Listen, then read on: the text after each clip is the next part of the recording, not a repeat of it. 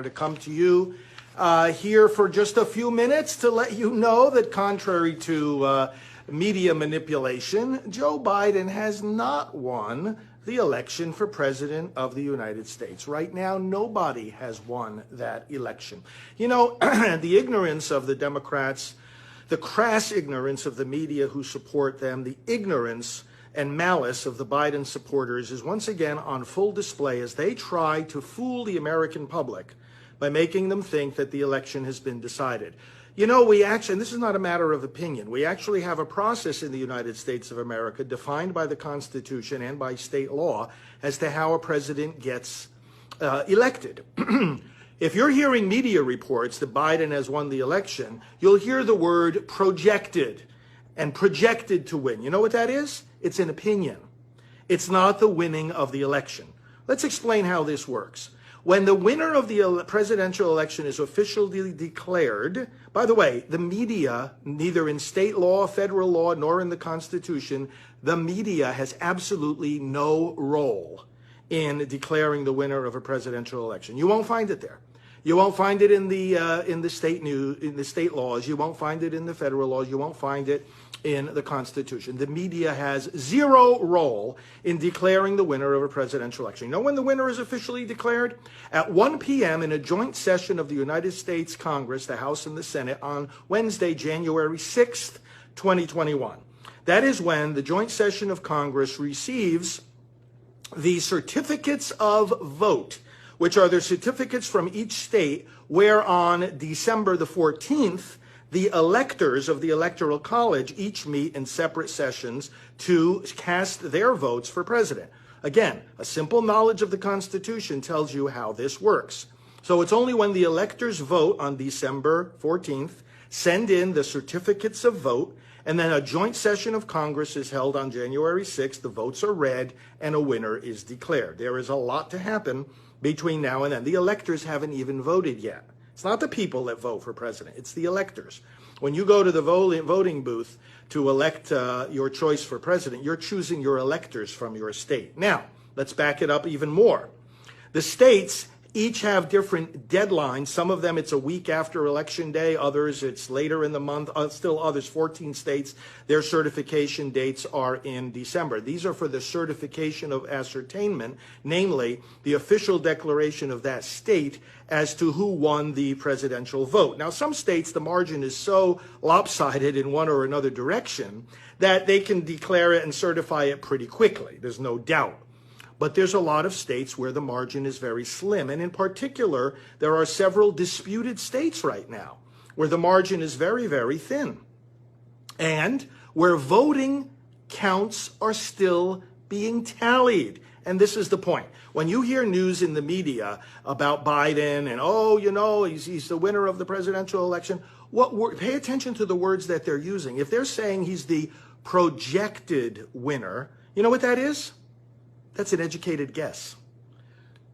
It's an opinion. And the alternate opinion might be just as true. The word you have to be looking for is certified. Did the state certify the election? And if the state didn't certify the election, then friends, it's not decided. So for example, in the states of Pennsylvania and Georgia's going to have a recount altogether. Pennsylvania, they're still counting ballots. Arizona. Now, if the razor thin margin exists in various states, in other words, the race is very, very close. All right, so imagine yourself in a room, you've got two gigantic buckets of ballots, and they're being counted. And at a certain point in the count, one candidate is going to be ahead, but then you come back a few hours later when more ballots have been counted, and then the other candidate is ahead. That's a snapshot in time.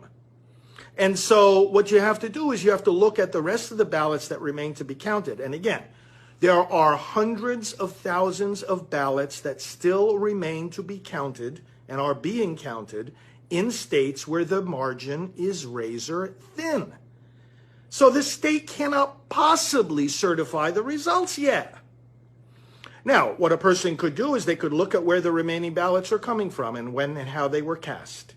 You could say, well, being that most of these remaining ballots were cast on election day voters tend to favor President Trump because President Trump's supporters like to come in person, then you might project that most of those ballots will go for him.